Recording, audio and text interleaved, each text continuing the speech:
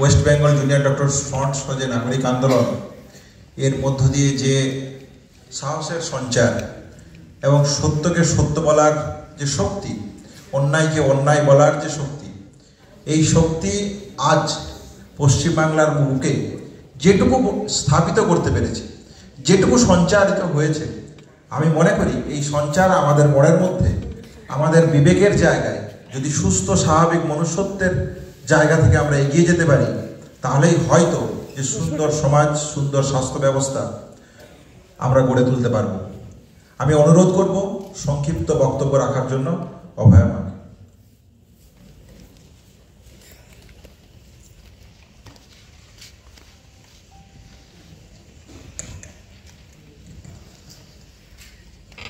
সবাইকে নমস্কার। হয়তো আমি এখানে বক্তব্য রাখার জন্য উপযুক্ত নই, উপযুক্ত করেছিলাম আমার মেয়েকে। হয়তো আমার মেয়ে যোগ্য হয়েছিল এখানে বক্তব্য রাখার। আমি ততটা হয়তো পড়াশোনাও জানি না, কিভাবে বক্তব্য রাখতে হয় তাও জানি না। কিন্তু গত 9 আগস্ট থেকে সবাই, আপনারা আমার ঘরের লোক, তাই ভুল ত্রুটি ক্ষমা করে দেবেন। সেই 9 আগস্ট থেকে আমরা যেমন সর্বহারা হয়েছি, তেমন সমস্ত বিশ্বের মানুষ দেখেছে যে স্বাস্থ্য ব্যবস্থার যে ঘুণধরা ব্যবস্থা, স্বাস্থ্য কি দুর্নীতি চলছে, সেইটা আমার মেয়ের মৃত্যুর পরে সামনে এসেছে। যে জাল স্যালাইন, জাল ওষুধ, জাল ওষুধের জন্য যে এত পেশেন্ট মারা যাচ্ছে, এগুলো সামনে এসেছে। তেমনি শিক্ষারও যে চরম দুর্দশা চলছে, 26,000 লোক যে শিক্ষক চাকরিহারা হয়েছেন, তাতে যে স্কুলগুলোর যে শিক্ষা ব্যবস্থার যে বেহাল দশা, সেটাও সামনে এসেছে। তাই আমরা চেষ্টা করব স্বাস্থ্য শিক্ষা দুটোই যাতে সুরক্ষিত থাকে, সেটার জন্য আমরা সবাই কাঁধে কাঁধ মিলিয়ে লড়ব, এটাই অঙ্গীকার করব আমরা। এবং এর জন্য যে জুনিয়র ডক্টর প্রথম থেকেই আমাদের সঙ্গে রয়েছে, জুনিয়র সিনিয়র এমনকি সমস্ত বিশ্বের লোক আমার সাথে রয়েছে, বিশ্বের জনগণ আমাদের নাগরিক, আমাদের পরিবারের সদস্য হয়েছেন।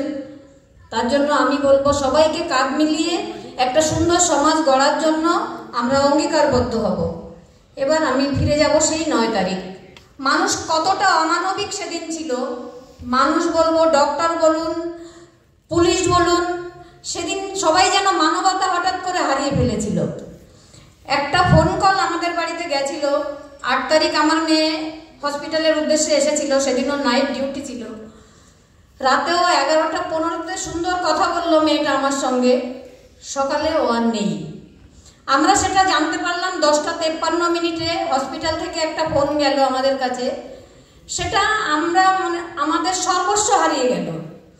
তখন আমরা দুজন বিধ্বস্ত, ফোনটাও বাড়িতে ফেলে কোনো রকমে চলে আসি। এবং লাস্ট যখন বলা হলো যে আপনারা তাড়াতাড়ি আসুন, আপনার মেয়ে সুইসাইড করেছে, এই কথাটা শোনার পরে বলুন আপনারা কোনো বাবা মা কি সুস্থ থাকতে পারে?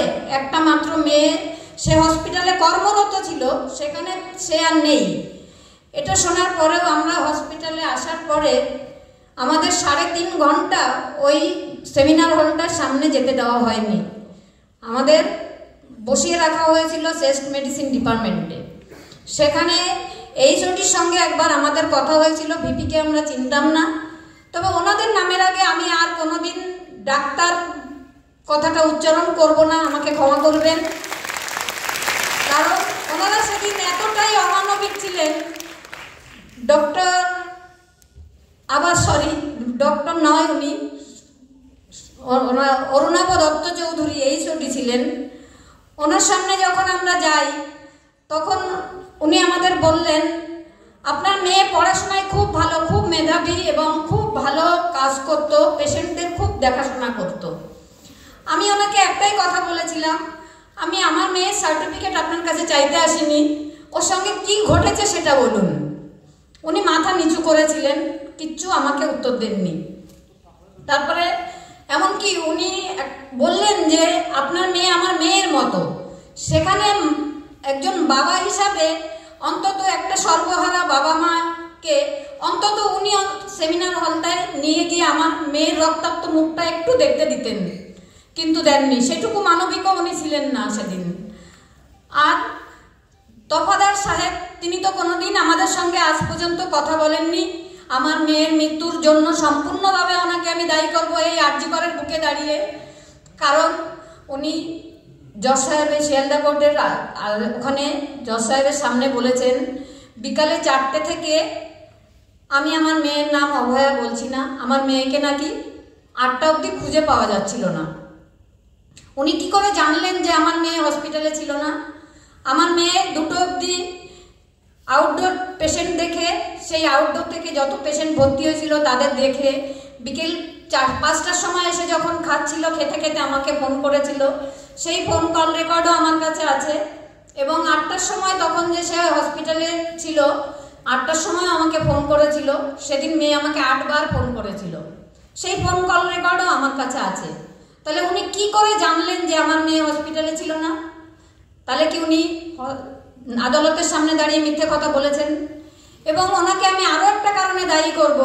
9:30টার সময় উনি যখন দেখেছেন, উনি মোবাইলের টর্চ জ্বালিয়ে দেখেছেন আমার মেয়ে জীবিত না মৃত, দেখে উনি একটা কম্বল চাপা দিয়ে দিতে বলেছেন।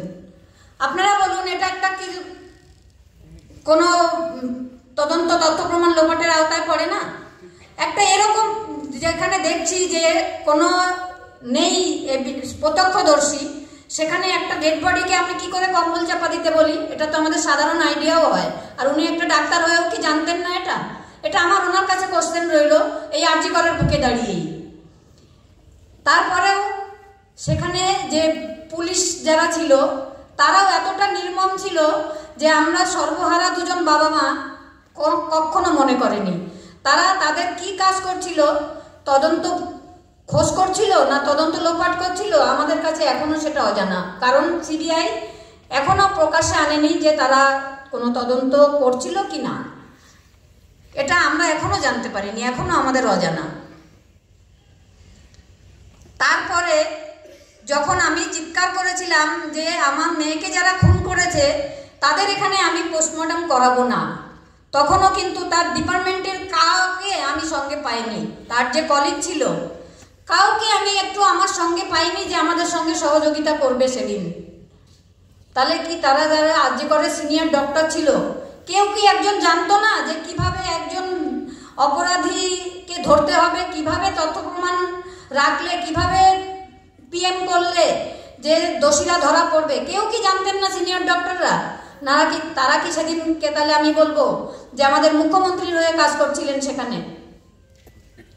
আমার মনে হয় যে মুখ্যমন্ত্রীর নির্দেশ ছিল ওনাদের সবার উপরে এবং পুলিশের উপরে যে আপনারা এইভাবে কাজ করুন, ওনারা সেভাবেই কাজ করেছিলেন। তারপরে আমরা কিছুই করতে পারলাম না। তখন আমাকে পিএম যেখানে হয়েছে সেখানে নিয়ে যাওয়া হলো যে আমি সাইন করে দিলে আমার মেয়ের ডেড বডি আমার কাছে হ্যান্ড ওভার করবে। কিন্তু আমি কি দেখলাম, আমি সাইন করে দেওয়ার পরে ডেড বডি কোথায় নিয়ে চলে গেল আমরা কেউ আর দেখতে পেলাম না। এটা আপনারা সবাই নিউজের মাধ্যমে দেখেছেন, টিভিতে দেখেছেন, ডেড বডি চুরি হয়ে গেছে। এটা আমাদের কমিশনার, এমএলএ এবং আমাদের পাশের বাড়ির সঞ্জীব মুখার্জি তারা মিলে আমার মেয়ের দেহটা কোথায় নিয়ে চলে গেল আমরা কিছুই বুঝতে পারলাম না। তখন আমরা বললাম, আমি আর ওর বাবা মিলে ডিসাইড করলাম, সারাদিন তো আমাদের কোনো কথাও বলতে দেওয়া হয়নি, এক জায়গায় থাকতেও দেওয়া হয়নি, এবং আমাদের বাড়ির থেকে যে আমাদের রিলেটিভরা এসেছিল তাদেরও ঢুকতে দেওয়া হয়নি, আমাদের কোনো একসঙ্গে ডিসিশন নিতে দেওয়া হয়নি।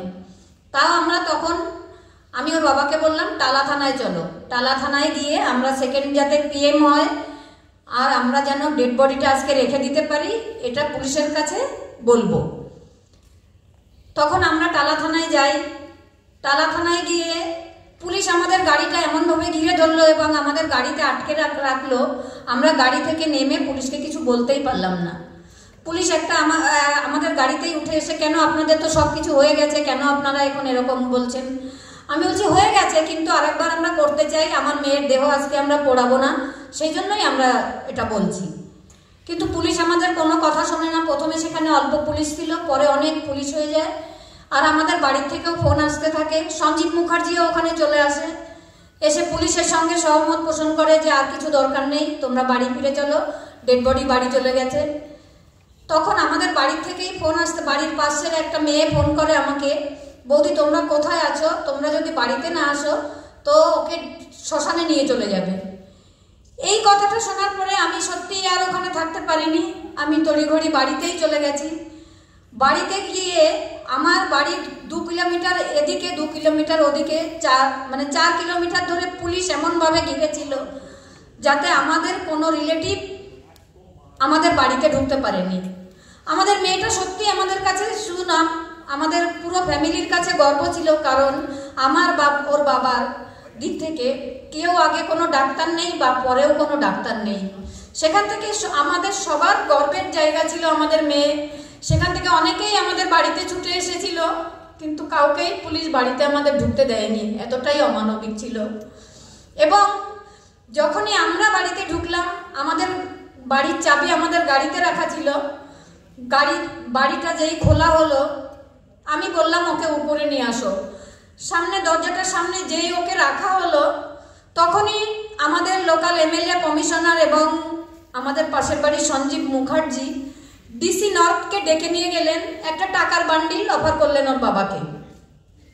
আমি সেটা জানতাম না, আমি মেয়ের সামনে বসেছিলাম, কিন্তু সঞ্জীব মুখার্জি এসে আমার কানে কানে বলছিল টাকার বান্ডিল অফার করা হচ্ছে।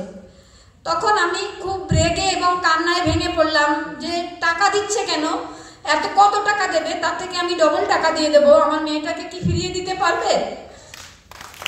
এটা বললে ডিসি নর্থ ওখান থেকে বেরিয়ে গেলেন। কিন্তু সঞ্জীব মুখার্জি ওখানে খুব ঝামেলা করছিল, যখন আমাদের বাড়ির লোক সবাই বলছিল ওকে বার করো বার করো, তখন ও খুব চিৎকার ওখানে করছিল। যাই হোক, তখন চলে গেল। কিন্তু সন্ধ্যাবেলা আবার আমাদের উপর আক্রমণ করলো যে 4 দিন আমরা পুলিশ মিডিয়াতে কিছুই বলতে পারছিলাম না। ওরা আমাদের সকাল 6টা থেকে রাত্রি 12টা আমাদের বাড়িটা ঘেরাও করে রাখছিল, যাতে আমরা মিডিয়াতে কিছু না বলতে পারি। আর মিডিয়ার সামনে গেলেও ওরা বলছিল এটা বলুন ওটা বলুন, এর বাইরে কিছু বলবেন না, এরকম বলছিল। যাই হোক, চলে গেল। সেদিন আমরা সব শেষ করে রাত্রি 12টার সময়, যাই হোক, আমার মেয়ের শ্মশানের শেষকৃত্যর টাকাটাও আমরা দিতে পারিনি। আমি তো আমার মেয়ের কাছে চিরঋণী হয়ে রইলাম, এবং সেই পুলিশটার কাছে, যে পুলিশ আমার মেয়ের শ্মশানের শেষকৃত্যর টাকাটা দিয়ে দিল এবং যে সবাই গাড়ির চালকের টাকাটা দিয়ে দিল, আমি তো তার কাছেও ঋণী। আমরা কি এইটুকু টাকাও দিয়ে দিতে পারতাম না? এটা কেন করা হলো? কিসের জন্য এত তাড়া ছিল তাদের? এটা আমার প্রশ্ন সমস্ত। কিন্তু কেউ আমার প্রশ্ন এখনো শোনেনি, কেউ আমার কথা কোথাও শোনেনি। তারপরে 4 দিন পর যখন অনেকগুলো স্যার ডক্টর আমাদের বাড়িতে গেলেন, আমি তখন ওনাদের চিনতাম না কাউকে, কিন্তু ওরা বলেছিল এই যে টাকা দিতে আসা হয়েছিল, এটা কিন্তু আপনারা কোনো মিডিয়াতে বলবেন না, বললে আপনাদের মেয়ের বিচার হবে না। আমরা অনেক কষ্টে চেপে রেখেছিলাম, কিন্তু যখন স্যাররা গেছিলেন, ডক্টর তমনাশ স্যার, ডক্টর সুবর্ণ স্যার, আমি সুবর্ণ স্যারের কাছে কেঁদে কেঁদে বলে ফেলেছিলাম, জানেন স্যার, আমার মেয়েটা এখানে শোয়ানো ছিল, তার আমরা মুখটাও দেখতে পারিনি ভালো করে, তার আগে আমাদের টাকার অফার করা হয়েছিল। এটা যেই সুবর্ণ স্যারকে আমি বলি, তখন ওর বাবাও ভয়ে আমাকে পাশ থেকে বলছিল বলে দিও না বলে দিও না, কিন্তু আমি বলে দিয়েছিলাম, যেন আমার মেয়েটাই আমাকে বলছিল মা বলে দিও, এত অন্যায় সহ্য করো না। তখন আমি বলে ফেলেছিলাম স্যারের কাছে, এবং স্যার নিচে নেমে এগুলো বলেছিলেন। তখনই ঘোলা থানার আইসি এবং সঞ্জীব মুখার্জি আমাদের বাড়িতে এসে বলে, তোমরা এগুলো বলে ফেলেছো, দেখো একজন পুলিশ কর্তাকে সাসপেন্ড করে দেওয়া হয়েছে, তোমরা এটা বলে ফেলেছো বলে তোমাদের কেসের আর তদন্ত হবে না। তো আমরা বললাম আমি তো বলেই ফেলেছি, তো আর কি করবো, বলেই যখন ফেলেছি, আমি তো মিথ্যা কথা বলিনি, আমি তো সত্যিই বলেছি, যা হওয়ার হোক। কিন্তু না, তুমি বলেছো তো তুমি বলনি বলে একটা ভিডিও করো, এটা বলা হলো। পুলিশ সামনে দাঁড়িয়ে রয়েছে, সঞ্জীব মুখার্জি ভিডিও করলো। আমি বললাম আমার সেদিন খুব শরীর খারাপ ছিল, আমি বসতে পারছি না, তাও বললো না তুমি মা, তুমি বলে দিয়েছো, তোমারই বলতে হবে। আমাদের দিয়ে একটা মিথ্যা ভিডিও করে নেওয়া হলো। এবং যেদিন আরজি করে ওর বাবা আসতে চায়নি, ওর বাবা বারবার এতই ভীত ছিল, বলছে আমি আরজি করে যাব না। সেদিন আমি ওর বাবাকে একটা কথা বলেছিলাম যে তুমি কি আমাদের ব্যবসাটা ক্ষতি হবে এটার জন্য তুমি আরজি করে যেতে চাইছো না? তখন খুব কান্নাকাটি করে ফেলেছিল এবং আমাকে বলেছিল তুমিও কি আমাকে ওরকম মনে করছো? আমার মেয়েটাই চলে গেছে, আমি আর আমার ব্যবসার চিন্তা করছি না, এই বলে কাঁদতে কাঁদতে 20টা কোশ্চেন লিখেছিল এবং সেই 20টা কোশ্চেন নিয়ে এই আরজি করে এসে প্রথম বলেছিল। বললেই সেই যে আমাদের নামে যে মিথ্যা ভিডিওটা করা হয়েছিল সেটাই সেদিন ভাইরাল হয়েছিল, সেই মিথ্যা ভিডিওটা। এবং সেদিন আমাদের আবার গিয়ে মিডিয়া ধরেছিল, এই যে আপনারাই বলছেন বলেননি আপনারা, আবার আপনারাই বলছেন বলেছিল। এটা অনেক প্রশ্নের সম্মুখীন আমাদের হতে হয়েছে। তবে এই বিগত 8 মাসে আমি অনেক সাহস সঞ্চার করেছি। সেদিন আমি বিনীত গোয়েলের সামনে কিছুই বলতে পারিনি, কিন্তু আজকে হলে আমি দাঁড়িয়ে বলতে পারতাম, আপনি কে? আপনি সরুন, মেয়েটা চলে গেছে আমার গায়ে, আমার, আপনি এখানে কে মশাই? এইটুকু সাহস আমি অর্জন করতে পেরেছি। এবং মুখ্যমন্ত্রীর সামনেও মুখোমুখি দাঁড়িয়ে আজকে আমি কোশ্চেন করতে শিখেছি। সেদিন সেইটুকু মনোবল আমার ছিল না। এই মনোবলটুকু আপনারাই আমাকে জুগিয়েছেন এবং যতদিন আমি ন্যায় বিচার না পাবো এই মনোবলটুকু আপনারাই আমাকে জুগিয়ে যাবেন। আর এই সমাজকে যাতে আমরা সুরক্ষিত করে যেতে পারি সেটাই আপনারা করবেন। আমরা সবাই মিলে অঙ্গীকারবদ্ধ হব যে সেই 9 তারিখের মতো ঘটনা যেন কোনো বাবা মা আর না হয়। কারণ আমার মেয়েটা স্বপ্ন দেখেছিল একটা টালির ঘরে আমরা থাকতাম, সেখানে বৃষ্টি এলে আমরা ভিজে যেতাম, উঠে পড়তে হতো। সেখানে থাকতে মেয়ে আমার স্বপ্ন দেখেছিল, মা আমি ডাক্তার হব, বাপি আমি ডাক্তার হব। আমরা দিনরাত চেষ্টা করে শুধু তার স্বপ্নকেই পূরণ করতে চলেছিলাম। কিন্তু কতগুলো দুষ্কৃতী আমার মেয়েটাকে তো কেড়েই নিয়েছে, তার স্বপ্নটাকেও এই আরজি করের বুকেই ধূলিসাৎ করে গেছে। তবে আমিও এই আরজি করের বুকেই অঙ্গীকার করব, যারা আমার এই আরজি করেই আমার মেয়ের নামটা মুছে দিতে চেয়েছিল, এই আরজি করের বুকে এবং আমি সারা পৃথিবীতে আমার মেয়ের নামটা যেন স্বর্ণাক্ষরে করে লিখে যেতে পারি, এটুকু আশীর্বাদ আপনারা আমাকে করবেন। ধন্যবাদ সবাইকে।